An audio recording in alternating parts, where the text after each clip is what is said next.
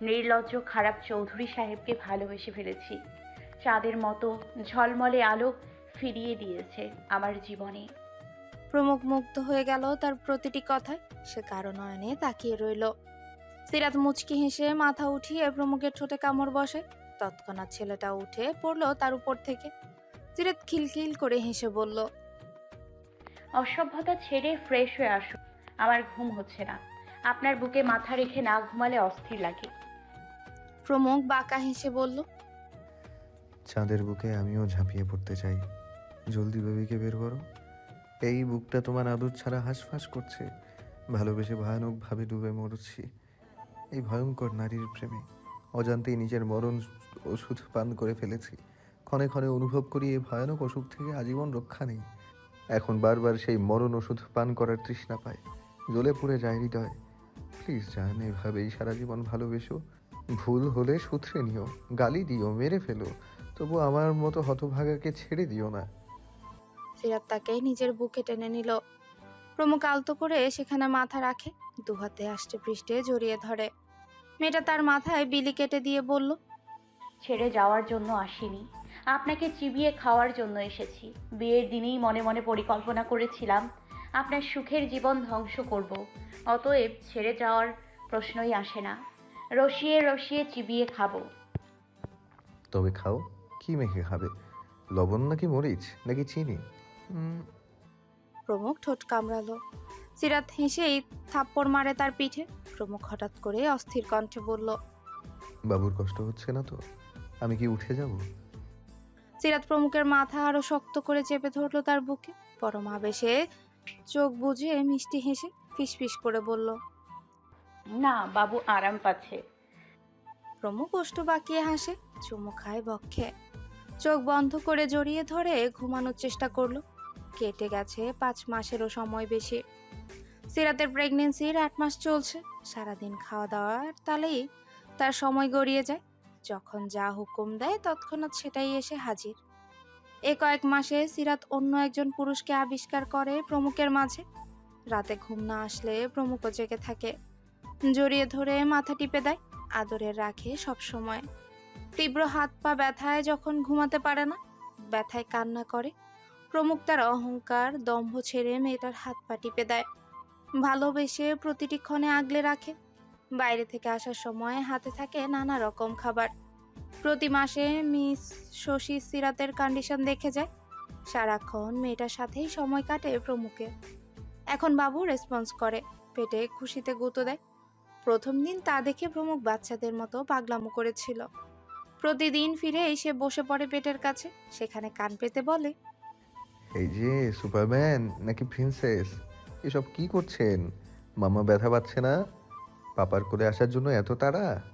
আর একটু অপেক্ষা করুন, জলদি পাপা আপনাদের এই পেট থেকে বের করবে, কাছে নিয়ে ঘুরে বেড়াবে। পাপা আপনাকে ভীষণ ভালোবাসে। সিরাত খিলখিল করে হাসে। প্রমুখ মেয়েটার ফুলে ফেপে যাওয়া মুখ টপাটপ চুমু খায়। কখনো লাগামহীন কথার বাজে লজ্জা দিয়ে মেরে ফেলে। সিরাত তার প্রতিটি কাজে প্রমুখকে বারবার ভালোবেসে ফেলে। এখন ভারী দেহটা নিয়ে গোসলে যেতেও কষ্ট।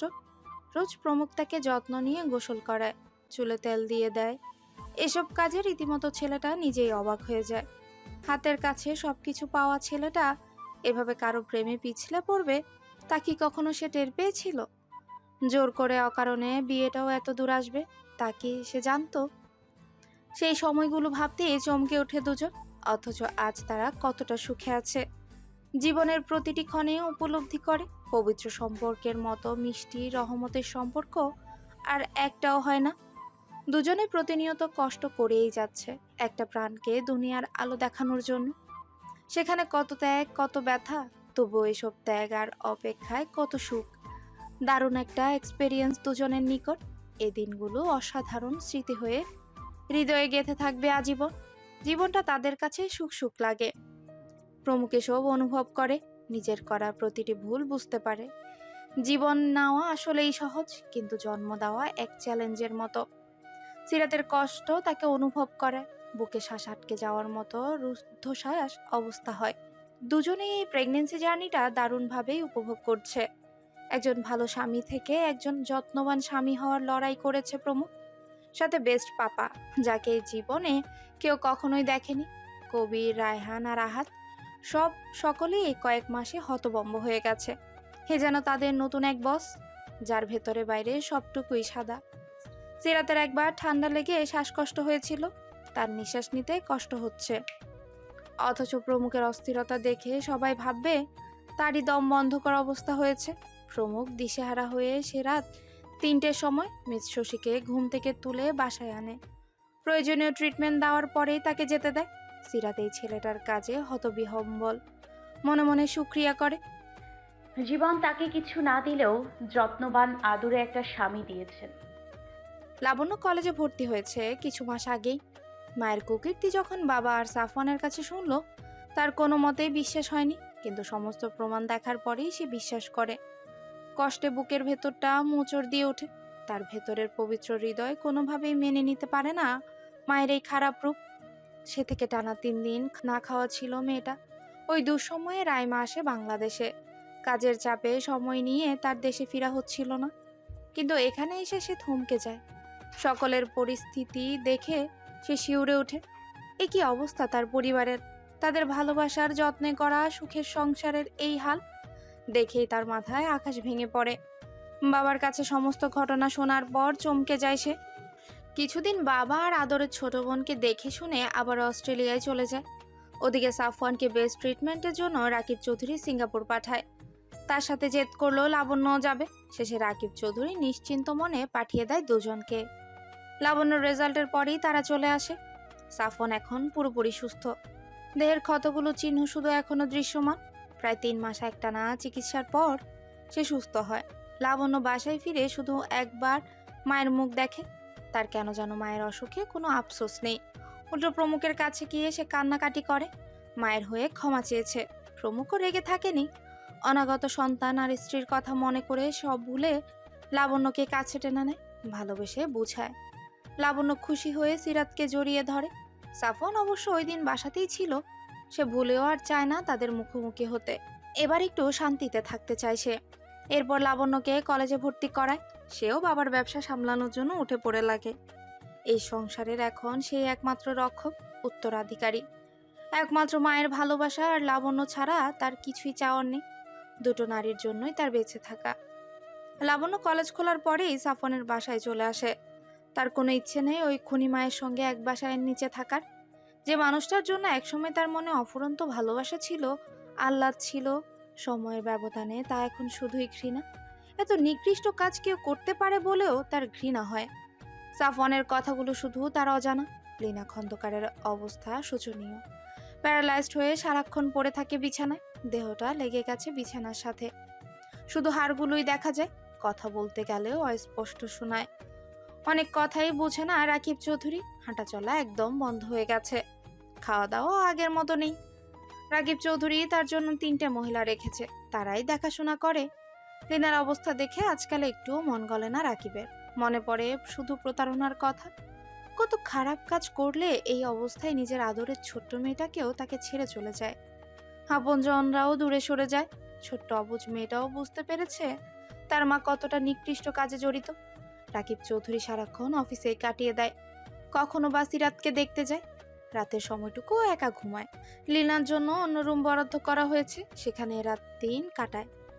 রাকিব চৌধুরী মাঝে মাঝে লীনার পাশে বসে দীর্ঘশ্বাস ফেলে। অভিযোগ করে বলে, আমাকে ঠকানো কি খুব জরুরি ছিল? কেন এমন করলে? এসবে আমার জীবনটা কেন জড়ালে? আমার বোনকে মেরেও ক্ষান্ত হওনি তুমি। আমার ভেতরের পবিত্র মনটাই ভেঙে চুরে ঝাঁঝরা করেছো। লীনা চুপ করে রয়। কথা বললে অস্থির লাগে। রাকিব চৌধুরী আগের ন্যায় নিজের রুমে চলে যায়, গার্ডদের আদেশ করে দেখভাল করার জন্য। যতদিন বেঁচে আছে ততদিন ওষুধ খেয়ে যেতেই হবে। রাকিব চৌধুরী জানে না এর শেষ কোথায়। সে তীব্র যন্ত্রণা বুকে লালন করে বেঁচে আছে। মনটা তার ওদিনই মরে গেছে, যেদিন সে জানতে পেরেছে তাকে গুটি হিসেবে লীনা ব্যবহার করেছে। এই হৃদয়ে এখন আর কোনো অনুভূতি নেই। আজ ছুটির দিন। লাবণ্য সকাল সকালই সাফওয়ানের সাথে এ বাসায় আসে। এই কয়েক মাসে তাদের মধ্যে দারুণ বন্ডিং তৈরি হয়েছে। সাফওয়ানের সমস্ত কথা সে মন দিয়ে শুনে। পড়ার সময় একদম হেলা করে না। মাঝে মাঝে ঘুরতে যায় তারা। রায়লার জীবনে যেন ঘুটঘুটে অন্ধকারে এক টুকরো আশার আলো ফিরে এসেছে।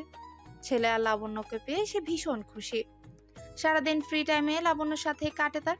সাফন বেশ রাত করে বাসায় ফিরেও দেখে লাবণ্য জেগে আছে। দুজনে একসাথে খেয়ে দিয়ে ঘুমোতে যায়। মাঝে মাঝে কিছু দুষ্টু মিষ্টি মুহূর্ত কেটে যায়। মেয়েটার প্রতিটি চঞ্চলতায় তাকে প্রেমে পড়তে বাধ্য করে। অসুস্থ অবস্থায় যেভাবে সেবা করেছে সেই স্মৃতি মনে করে সাফন প্রশান্তির নিঃশ্বাস ফেলে। কাছাকাছি থেকে অতিরিক্ত ছোঁয়াছুঁই হয় না। রায়লা দুজনকে আগেই সাবধান করেছে সম্পর্ক যেন সীমার মধ্যেই থাকে। লাবণ্য এখনো ছোট, সে থেকে সাফওয়ান সীমা রেখেই ভালোবাসে। খুব ইচ্ছে হলে একটু কপালে চুমু খায়, অথবা রিকশায় উঠে হাতের বাজে হাত গুজে। মেয়েটার কোমর জড়িয়ে তার মাথা নিজের কাঁধে রাখা। এভাবেই চলছে তাদের মিষ্টি প্রেম। লাবণ্য দীর্ঘ 15 দিন পর বাসায় ফিরে দেখলো তার রুম ধুলো ময়লায় পরিপূর্ণ। সে সাফওয়ানকে ডেকে বলল, রহিমা খালাকে ডাক দাও, জলদি আমার রুম পরিষ্কার করতে বলো। সাফওয়ান চারপাশ দেখে বলল, একটু পরেই তো চলে যাব, তাহলে পরিষ্কার করার কি প্রয়োজন? এ বাসার মেহমান এখন তুই, কয়েক বছর পর পার্মানেন্ট মেহমান হওয়ার পর ব্যবস্থা করব। লাবণ্য লজ্জায় চোখ পাকালো। এ বাসা আমার, রুমও আমার। আর তুই আমার মানে এ বাসার রুম সবই আমার। লাবণ্য তৎক্ষণাৎ দরম করে সাফনের বাহুতে চড় মারে। বাইরে গিয়ে রহিমা খালাকে ডেকে চিৎকার চেঁচামেচি করে পরিষ্কার করতে বলল। নিশ্চুপ বাসাটা মুহূর্তেই তার গর্জনে গমগমে হয়ে যায়। পুরো বাসাটা সে একাই মাথায় উঠাতে পারে। সাফন তার বিনুনি টেনে ড্রয়িং রুমে এনে বলল, চুপ কর, ফুপিকে দেখাই, চলে যাব, কাজ আছে আমার। লাবণ্য মুখখানা কালো হয়ে যায়। সে এগিয়ে যেতে থাকে। রাকিব চৌধুরী শহরে ছিল বলে বুঝতে পারেনি লাবণ্য এসেছে। তিনি বইয়ের হতে হাই হ্যালো দেখতে পেল। বুঝতেই পারে তার লাবণ্য মা এসেছে। ঠোঁটে তার হাসি ফুটে ওঠে। নিজে গিয়ে সাফওয়ানকে দেখলো, মুচকি হেসে বলল, ভালো আছো বাবা? মেয়েটাকে খুব জ্বালাচ্ছে? সাফওয়ান উঠে সালাম দিল, মৃদু হেসে বলল, খুব। এত জ্বালাই মেয়েটা, পড়তে চায় না, খেতেও চায় না, সারাক্ষণ ঘুরে বেড়ানোর বাহানা। খুব কষ্ট দিচ্ছে তাহলে? আমি বুঝিয়ে বলবো। কোথায় সে? মায়ের ঘরে? সাফওয়ান মাথা ঝাঁকালো। রাকিব চৌধুরী কাজের মেয়েটাকে বলল রান্না বসাতে। লাবণ্য মায়ের অন্ধকার রুমে প্রবেশ করে, দীর্ঘশ্বাস ফেলে। কেমন হসপিটালের মতো ওষুধের গন্ধে দম বন্ধ লাগছে। প্রতিনিয়ত একজন মানুষ রুমে বন্দি থাকলে বাজে অবস্থা হওয়াটাই স্বাভাবিক। লাবণ্য লীনা খন্দকারের মাথায় হাত বুলিয়ে দিল। তরতাজা ফেসিয়াল করা মুখটা আজ কি বাজে, শুকিয়ে হাড় বেরিয়ে যাচ্ছে। যে মানুষটা নিজেকে সর্বদা পরিপাটি, যত্ন আর মেকআপের আড়ালে লুকিয়ে রেখেছে, আজ তার দেহখানা নিথর, বিছানার সাথে লেগে আছে। ভাগ্যের পরিহাস মানুষকে কোথায় নিয়ে যায়। কারো রূপ যৌবন চিরস্থায়ী নয়, সবকিছুই ক্ষণস্থায়ী। সেটা নিয়ে অহংকার করা বোকামো, মূর্খতা। লীনা খন্দকার চোখ খুলে চেয়ে থাকলো। লাবণ্য ডুকরে কেঁদে বলল, কেমন আছো? কেন তুমি পাপ করেছিলে? একজন ভালো স্ত্রী হয়ে বাঁচতে পারলে না? তোমার জন্য আমার খুব কষ্ট হয় মা। লীনা খন্দকারের চোখ থেকে অশ্রু গড়িয়ে পড়ল। সেও এত মাসে বুঝতে পেরেছে তার দেহে অনেক বড় অসুখ বাসা বেঁধেছে। এই রোগ থেকে নিস্তার নেই, আজীবন এভাবেই বাঁচতে হবে। আর আশেপাশে যারা আছে তারাই তার আপনজন। লাবণ্যকে কাঁদতে দেখে সে গুঙিয়ে বলল, কেঁদো না, ভালো থেকো। লাবণ্য ফুপিয়ে উঠল। লীনা খন্দকারের গালে হাত বুলিয়ে বেরিয়ে আসলো। নিচে নেমে বলল, কেমন আছো বাবা? মাকে মিস করো? কত ভালোবাসতো আমাদের। রাকিব চৌধুরী তাচ্ছিল্য হাসলো। মেয়েকে পাশে বসিয়ে কপালে চুমু খেয়ে বলল, আমিও তোমাকে ভালোবাসি, তাই তো প্রতিদিন দেখতে যাই, সময় কাটিয়ে আসি। লাবণ্য তার বাবাকে ধরে শব্দ করে কাঁদলো। বুকের ভেতর চাপা আর্তনাদ বের করছে সে। সাফওয়ান শুকনো ঢোক গিলে বলল, কান্না থামা, বাসায় যাবি নাকি বিকেলে নিতে আসবো? লাবণ্য চোখ মুখ মুছে বলল, তুমিও আজ একটু থাকো, বিকেলে একসাথে যাব। রাকিব চৌধুরীও তার সাথে তাল মেলালো। এত অনুরোধ করায় সেও না করতে পারল না। রহিমা খালা তার রুম পরিষ্কার করছে। সাফওয়ান সেখানে গিয়ে শুয়ে পড়ল।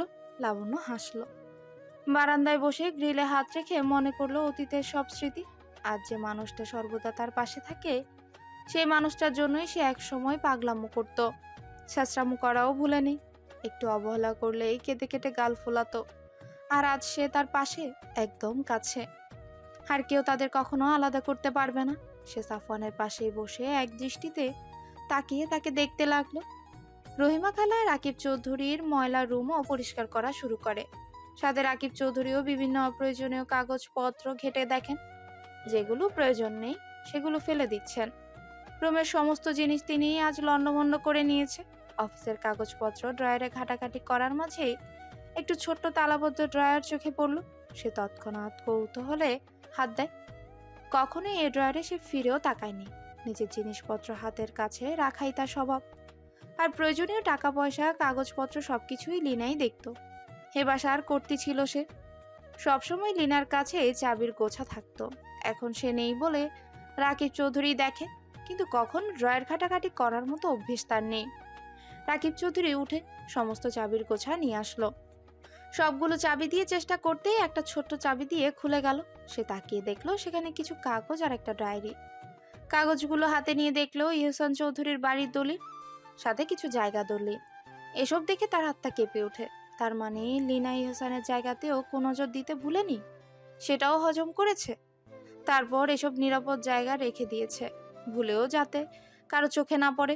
সে কাগজপত্র নিয়ে উত্তেজিত হয়ে পড়ে। পেছনে ঘুরে বিছানার দিকে পা বাড়ালো। তৎক্ষণাৎ তার পা থেমে গেল। ডায়েরিটা সাধারণ মনে করে তেমন গুরুত্ব দেয়নি, কিন্তু হঠাৎই চশমার ফাঁকে লীনা খন্দকার নামটা ভাসতেই খপ করে সেটা হাতে নেয়। উত্তেজিত হাতে চটজলদি বিছানায় বসলো। ডায়েরি হাতাহাতি করেই প্রথম পৃষ্ঠা খুলতেই সে চমকে যায়। সেখানে গোটা গোটা অক্ষরে লেখা, আমার প্রথম অনুভূতি, প্রেমের নাম এহসান। রাকিব চৌধুরী যতটা ইহসানের নাম দেখে অবাক হয়েছে, তার থেকেও বেশি বিস্মিত হলো লেখাগুলো দেখে।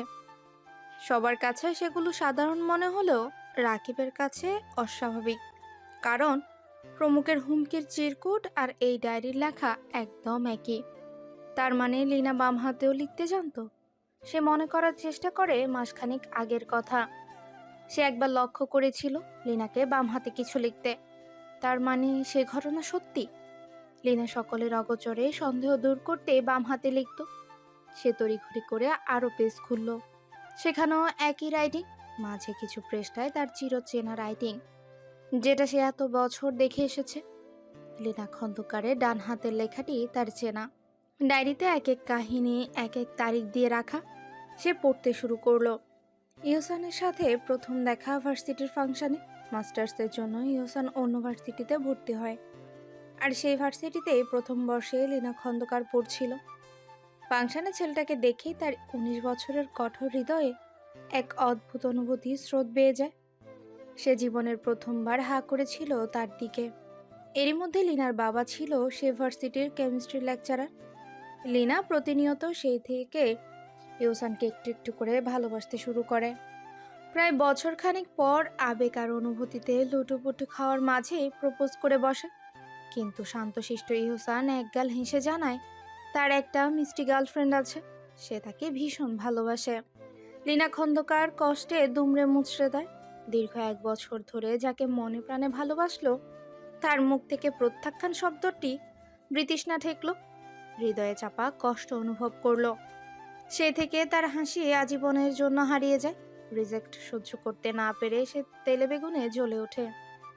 সুযোগ খুঁজে কিভাবে তার ব্রেকআপ করানো যায়, কিন্তু কোনোভাবেই সে পারে না। কারণ ইহসান খুব অল্প দেখা করতো প্রিয়ন্তীর সাথে, একদম না দেখাই বলা যায়। সারাক্ষণ কথা হতো ফোনে। মাস্টার্সের শেষ বর্ষ হয় ব্যস্ততায় জীবন কাটছিল। ওইদিকে প্রিয়ন্তীরও তাই। হঠাৎই প্রিয়ন্তীকে একদিন দূর থেকে দেখে সে হিংসায় জর্জরিত হয়ে খেপে যায়। ইহসানকে নানান কথায় ব্ল্যাকমেল করলো। ভার্সিটির সামনে ইহসান তার গালে কষেই চড় মারে, হিসিয়ে তাকে সাবধান করে দেয়। কিন্তু লিনার যেন সেই চরের কথা ভুলতে পারছিল না। আদরে বড় হওয়া মেয়েটা ভরা ভার্সিটির সামনে চড় খেয়ে আরও জ্বলতে থাকে। প্রতিশোধের নেশা মাথা চাড়া দেয়। মস্তিষ্কে এক প্রকার জেদ চাপে ইহসানকে নিজের করে পাওয়ার। সেই থেকে লক্ষ্য তার একটাই, ইহসানকে পাওয়ার। ওদিকে ইহসানের মাস্টার্স কমপ্লিট হতে আর মাত্র 4 মাস। প্রিয়ন্তীরও অনার্স প্রায় শেষের দিকে। সেই ভাবনা থেকেই সে চুপচাপ থাকে, লীনাকে সম্পূর্ণ এড়িয়ে চলে। সে চায় বাকি সময়গুলো চুপচাপ থেকে ভার্সিটি ত্যাগ করতে, কারণ এরপর আর ভুলেও কখনো লীনার সাথে দেখা হবে না। ভার্সিটি গেলে লিনাকে সম্পূর্ণ অ্যাভয়েড করে। লিনা রাগে দুঃখে শাহিনকে বলে প্রিয়ন্তীকে গাড়ির নিচে চাপা দিতে, কিন্তু সময় সুযোগ হয়ে ওঠে না।